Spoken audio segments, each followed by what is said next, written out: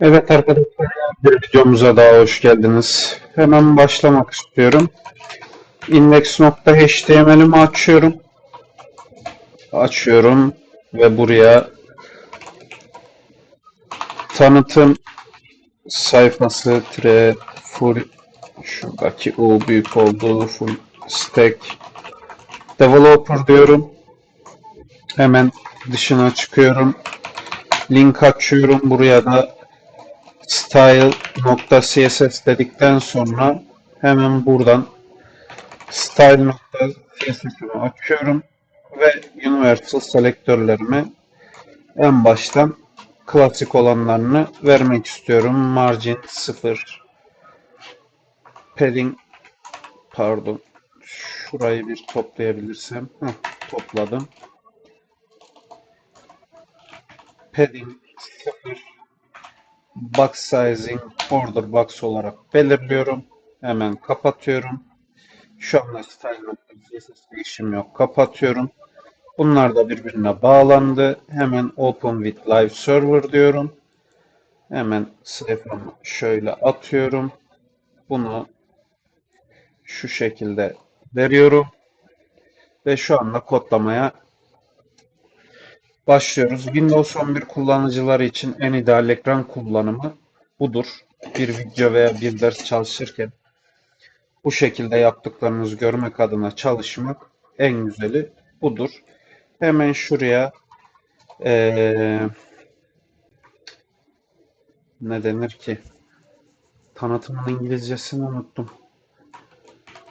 Advertisement starter diyorum. Gönderiyorum. Senkronize'ımı da yapıyorum. Yan tarafını kapatıp artık bir yazmaya başlıyorum. Bir önceki videoda ID class karışık çalışmıştık. Bu sefer sadece class'larla çalışacağım.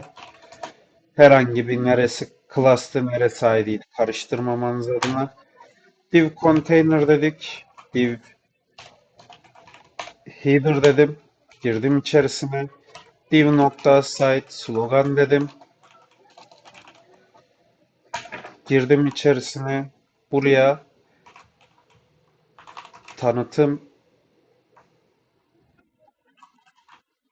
sayfası diyorum. Hemen indim. Div dedim. Site yanlış tarafa verdik. Site title diyorum. Hemen şunların bir yerini değiştireyim. Şurayı da şöyle bir kapatalım. Hemen buradan da şuraya şu tanıtım sayfası yazısını alıyorum. Yapıştırıyorum. Buraya da full stack developer diyorum ve devam ediyorum. Hemen buranın dışarısına çıkıyorum. Konteynerımın da dışarısına çıkmıyoruz. Bu aralar biraz kafam karışık, kusura bakmayın. Hemen şuradan bir dosyamı kontrol ediyorum. Evet, sadece buradan çıkıyoruz. Şöyle bir şey yapayım. Burası header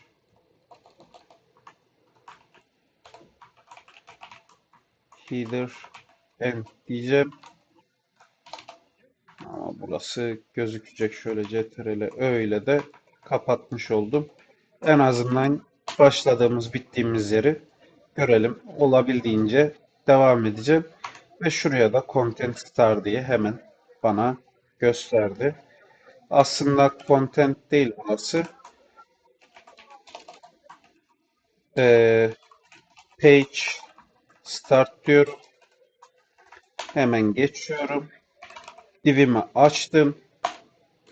Açamadım. Div dedim. Girdim içerisine. UL dedim. Klasına da Solid Block Menü dedim. Açtım. İçerisine girdim. Bir L etiketi, bir A etiketi ve 2, 3, 4, 5, 6, 7 tane de bölüm oluşturduktan sonra, hatta Şöyle yapalım. Bunların hepsi boş çıkacak zaten. 4, 5, 6, 7 dedik. Sadece tek işimiz ağlarımızın içini düzeltmek olsun. Home dedik. Product. Product dedik. Hemen buraya bir class current diyorum. İçerisine giriyorum. Services diyorum. Hemen buraya client diyorum. Müşteriler.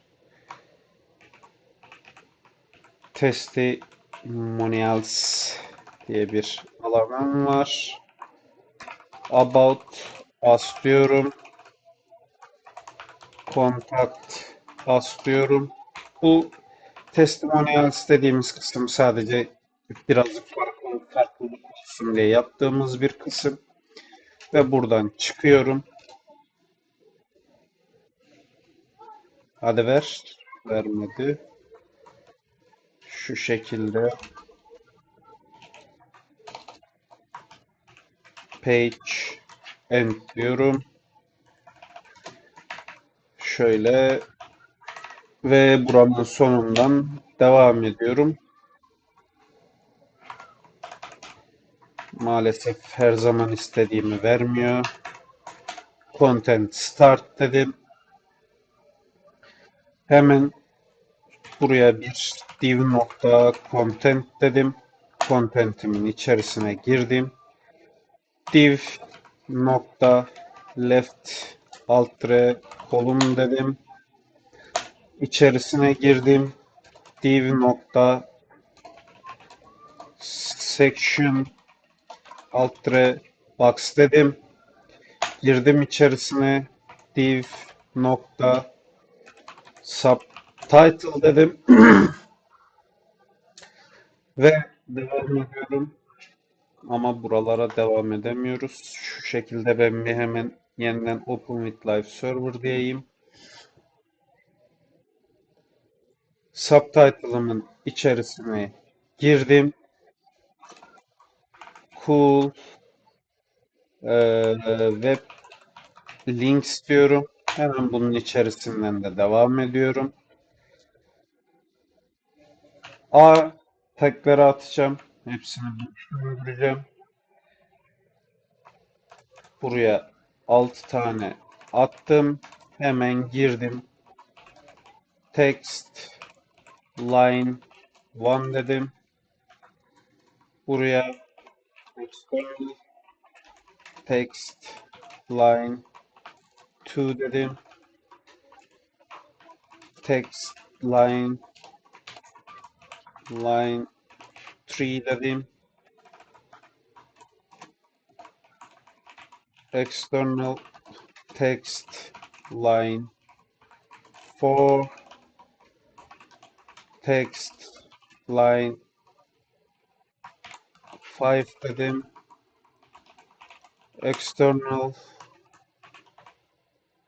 text line 6 dedim.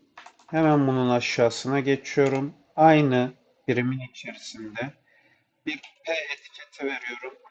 Hemen buraya da lorem 5 ile bir yazı yazdırıyorum. Şuradan hemen kısa yolu neymiş? Alt L imiş. Hemen şöyle Alt L O ile açabiliyormuşuz. Bu kısa yolda öğrenmiş olduk. Hemen aşağıya indim. Bir P elementi açtım. Hemen buraya da bir lorem 15 ile bir yazı yazdırdım. Çıkıyorum dışarısına. Bir P elementi atıyorum hemen tekrardan. Lorem 20 diyorum. Bir tık daha uzun olsun istiyorum. Alt S ile sayfa düzenimi sağladım. Komple sayfamı seçip bir sisteme soktuktan sonra devam ediyorum. Bundan sonra şuradan itibaren şuna geçiyorum. Hemen div diyorum. Hemen bunun dışarısına da right Alt